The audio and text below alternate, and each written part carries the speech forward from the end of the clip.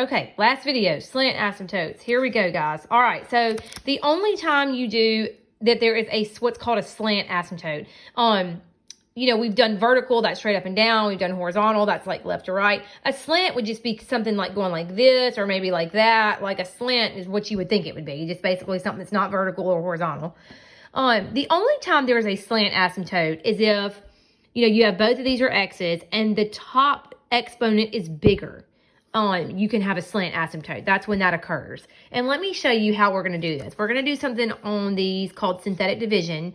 And I know you did it last year in Algebra 2, but it's been a minute. So I tell you, I'm going to do it over here on the side. This is what I'm going to do, okay? I want you to set the bottom equal to 0. If you set x minus 2 equal to 0, you're going to get x equals 2, right? Okay, I want you to put that number in this little half-looking box thingy. And then you're going to put the coefficients of the numerator. So it's going to go 5, negative 10, 1. Make sure it goes in descending order for the variable and make sure you don't skip anything. That one you didn't, but like for when I say skip something, I mean like if it goes x to the third, then all of a sudden it skips to x, like you skip x squared or something, you have to put a 0 in its place. Anyway, hopefully that'll kind of come back to you. Okay, so basically this is still called synthetic division. What I'm doing is you set this equal to 0, whatever you get goes in your little box.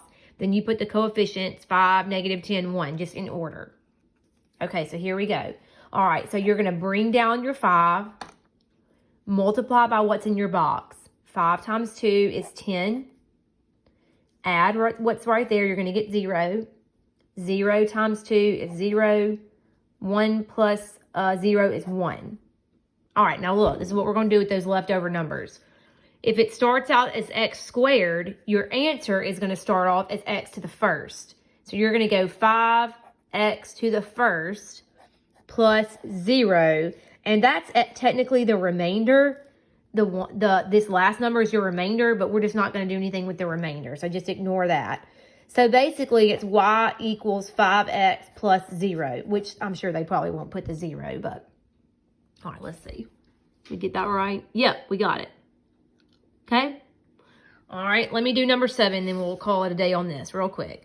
Okay, so set x plus 1 equal to 0. Of course, you get negative 1. That goes in your box.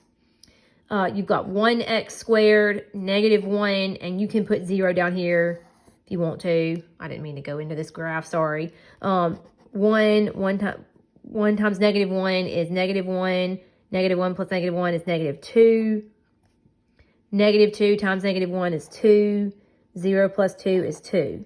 Okay, so you've got y equals, it's hard to see, 1x minus 2, and you have a remainder of 2, but again, we're not going to use the remainder. Just don't even worry about that. So you just get y equals 1x minus 2.